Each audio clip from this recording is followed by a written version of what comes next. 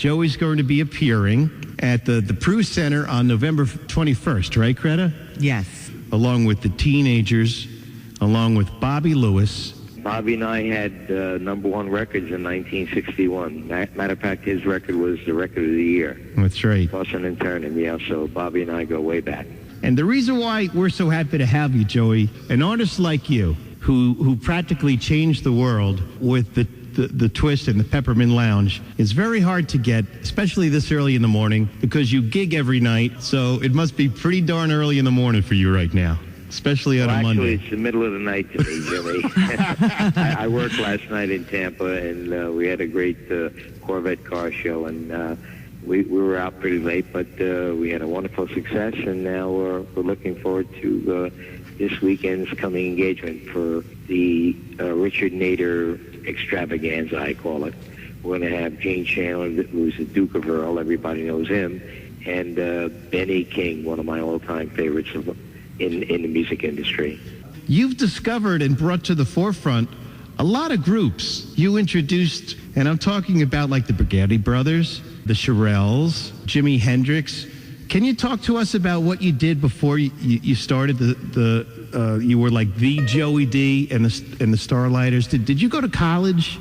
Matter of fact, I did. I had a bifurcated career. I was going to be a school teacher. I wanted to be a history or English teacher, and I went to Patterson State College when it was a Prairie. That's William Patterson College now. It's William Patterson University now, I think.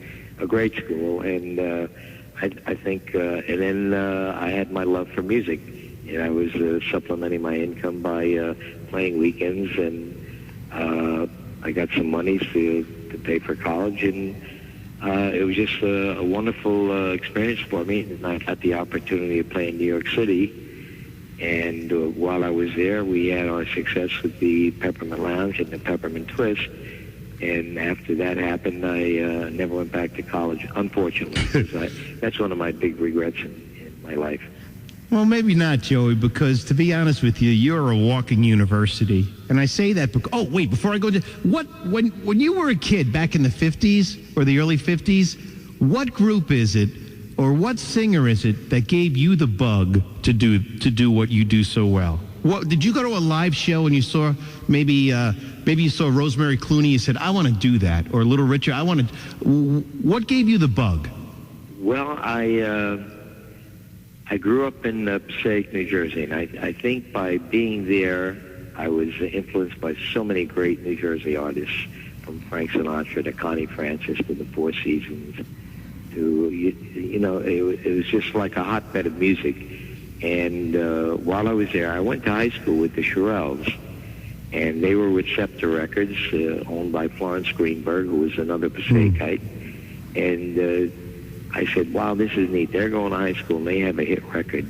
And I had a band at the time, and they got me an opportunity to audition from Mrs. Greenberg, and she hired us. And I actually made some records for Scepter prior to making the Peppermint Twist on the Roulette Records. So I think my biggest influence were the Shirelles, and they're still my dearest friends. Joey, how did you hook up with David Bragati? Because wasn't he in the high fives and he had moderate success? Were you at a level? He had some hit records with his group, the High Fives. That was more the doo-wop era. That was in the 1950s. They had #1 song called Dorothy, and he lived on Monroe Street in Garfield, New Jersey, which is a continuation of Monroe Street from Passaic, New Jersey. So it was just a step over the Passaic River Bridge. And I would go over there, and I played at Garfield High School, and he was in attendance. And David sounded so great. I heard him singing with his group, and I hired him on the spot. And we've been together ever since. Matter of fact, he'll be at the PAC Center show in Newark on Saturday. And he'll be doing a tribute to his brother's music, Eddie Bragati, who was the lead singer of the Young Rascals. And because of David's contributions, he did the background harmonies and vocals, and He's a member of Rock and Roll's Hall of Fame, so that's pretty heady company. Yeah, when we interviewed at one time Eddie Bragati, he had told me that you were such a generous, nice guy with your celebrity. He was just a little snot-nosed kid. This is what Eddie said, and you let him just tag along and learn the business from the bottom up. You and David. Well, I think the situation I think he was a little snot-nosed because he was about 10 years younger. Yeah. Yeah, exactly. But Eddie sang his first professional recording with Joey D and the Starlighters. I had a hit recording called What Kind of Love Is This? And Eddie actually sang background on that. He couldn't have been more than 15 or 16. So I think that was a big influence in his life. But they went on to make such great music, the Young Rascals. And then while I was at the Peppermint Lounge, I got to meet the great Joe Pesci, still a very dear friend of mine. And a lot of people don't know it, but Joe's a fine singer and a wonderful guitarist. You're talking about the great movie star, Joe Pesci. Yeah, we're all Jersey boys. Think about it. So it's something I'm very proud of. And the first movie he ever appeared in was my first movie for Paramount called Hey, Let's Twist. Mm-hmm. And he played an extra, and he was a little dancer in there. And you know what happened to his career after that? Got an Academy Award. Yes, sir. Hey, we're with Joey D this morning at 7:47. He'll be appearing on the 21st, right at the PAC Center in Newark. Here's another question. I'm trying to ask you questions that no one's ever asked you before, and this is another one that we thought of.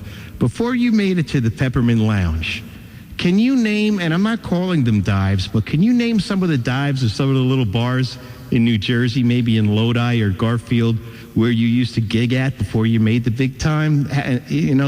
What was the bar circuit back then, if you could remember? Oh, it was a wonderful musical scene in New Jersey back in the 1950s and early 1960s. The actual jumping off point for my career to New York City was a place called Oliveri's on Route 46 in Lodi, New Jersey.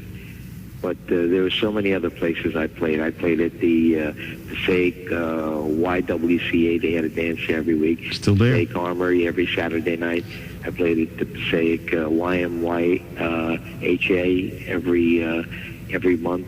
So I had a good training, and the roots and the basis were in Passaic, New Jersey, until we went to Lodi and got that particular engagement. And then from there we got noticed by New York City agent Don Davis, who booked us into the Peppermint Lounge, supposedly for a weekend. Yeah, and it turned into how long turned of out a to be run? a 13-month house gig. So it was pretty great and exciting for us.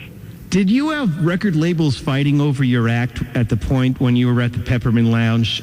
People that wanted to sign you and promised you or offered you the world?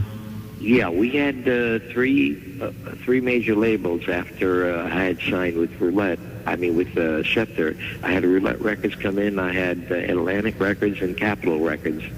And I knew all of them were great companies, but Roulette promised me a release within 7 days. And I knew the time was of the essence because the twist was so hot and the publicity was so enormous that we needed to get a release right away to beat everybody else, because I knew everybody was going to jump on the bandwagon and have a twist record of some sort. So they promised me that, and that's why I opted for Roulette. And they had the record out in a week like they promised, and it was number one 2 months later. Joey, you had released, one of your first releases was a live album, right? Well, we did. Well, you're talking about the Roulette album. Yeah. That was live at the Peppermint Lounge. Exactly right. How tough was it? We had about 5 hits off of that album, which is great. It's a ripping album and a huge collector's item now. If anybody has a copy of that, boy, are they lucky. How tough was it to catch your act on tape in a studio compared to how you sounded live? Was the excitement there in the beginning? Well, with the exception of Peppermint Twist, we did Shout, Mashed Potatoes, Rambunctious. We had quite a few hit songs out of that album. But the only song that we recorded in studio was Peppermint Twist. And the irony of that is I was a background singer because initially David Bragati and Rogers Freeman, who were my lead singers, attempted to sing his song, but Henry Glover, the A&R producer of our act, said he wasn't satisfied with the performance. Not that they didn't sound good, but they didn't catch the magic. So he said, "Why don't you try it?" I said, "I'm not a lead singer." He said, "Well, give it a try, and let's see what we come up with." And I did one take, and he said, "That's what we want." You know, sometimes I guess a songwriter can convey more the emotion of the song that he writes than just a person being dropped off the musicality part to them, and they just don't get the essence of the song. And I guess he liked what I did, and we went with it and became number one. So I guess he was right. Who went to see you? Who was famous and huge at the Peppermint Lounge? What were some of the people that caught your act while you were well, playing it would there? probably be easier to mention who didn't come to the Peppermint Lounge back in 1961, 1962. You ever meet John Wayne? The Duke came into the Peppermint Lounge. Nat King Cole came into the Peppermint Lounge. Judy Garland was there every night. Shirley MacLaine was there every night.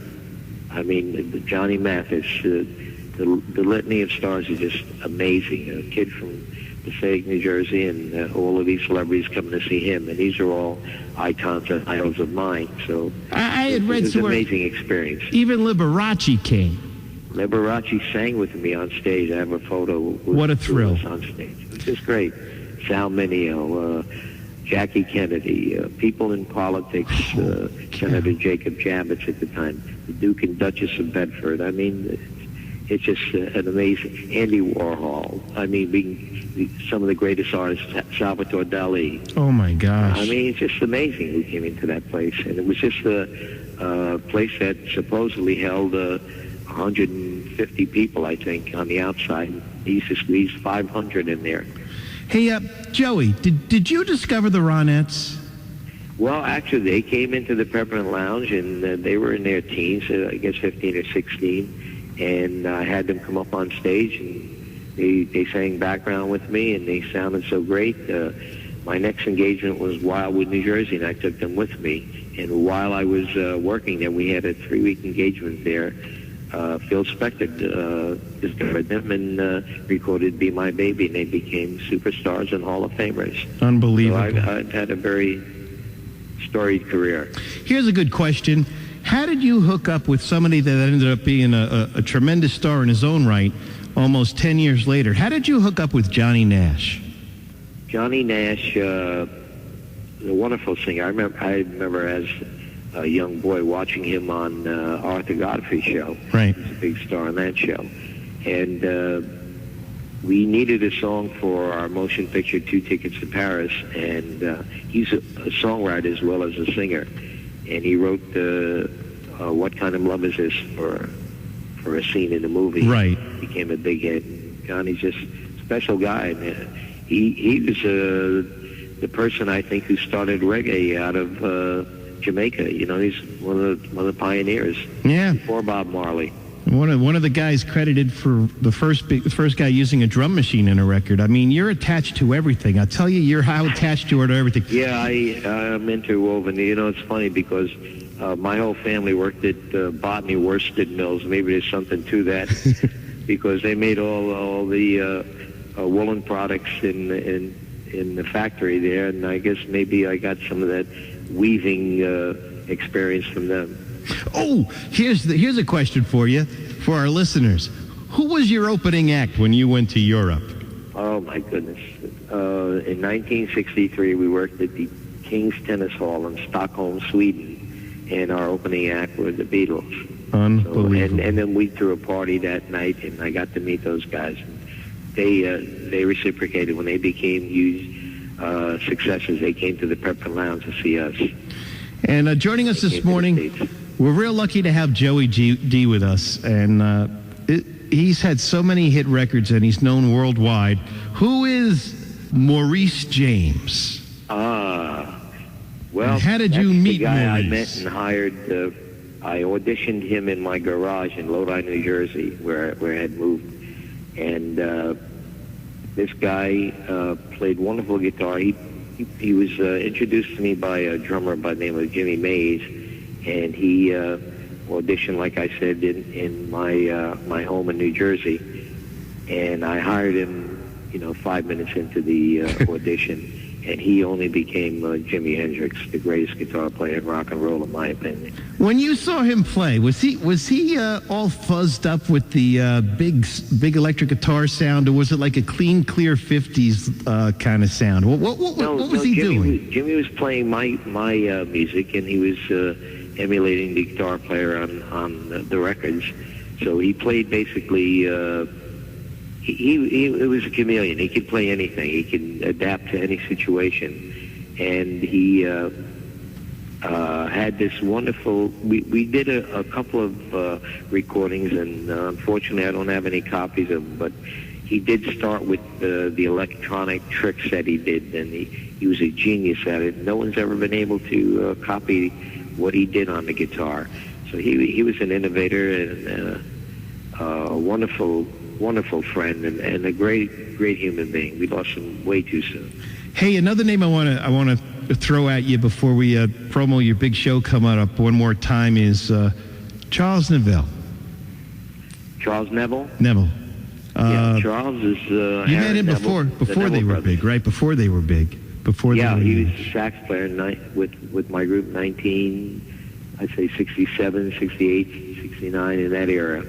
And matter of fact, I'm going to be working next Sunday, the day after the Paxson, at the Mohegan Sun, and he's going to be a guest artist. And this is the scoop for you guys, because I haven't told anyone, not even the guys in the band yet.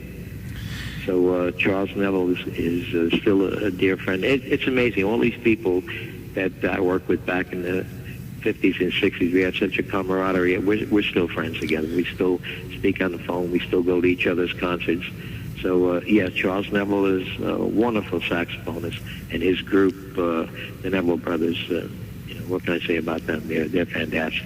And Joey D, what's a tribute to you is, as you know this from being in the business for so long, how many people burn bridges as they go along, yet you're still friends with everybody that you've come in contact with, including the Bragati brothers, who still sing with you, right? But it's amazing. Well, you know what? I think it was, they called me, people probably don't remember him, but the modern Paul Whiteman, because he hired all the great acts of his era. I was in the right place. I was in New York City, which was the hotbed of music. I was in the Peppermint Lounge, which was even hotter at the time. And I always wanted to enhance the group. I didn't have to hog the spotlight. I would give everybody an opportunity, if they had the talent, to sing individually and sing solos and be featured. And I think because of that, and not being a hog, they appreciate it, and then a lot of them, as you say, went on to their own successes, and because of that, we're still friends. All right, one more question, and no one's probably asked you this. Coming from Greta and I, huge fans of Charles Nelson Riley, what was he like in real life? Oh, what a great guy he was. Charles, a fun guy. I'm so sorry we lost him. He was in a motion picture. We did 2 tickets to Paris for Columbia. And we'd get up early, like this time of day, to do the shooting, as they do in movie land. And he'd always be late, and so would we as musicians, because we'd be working all night at the Peppermint Lounge and then shooting scenes 6 or 7 o'clock in the morning. And he was just a friend, and what a personality, and a great human being, a real nice man. Hey, Joey, when the crowd and our listeners, and I know you'd still draw thousands and thousands, when they come to see you, is your show compromised, or is it still up and powerful as it ever was going back to the day?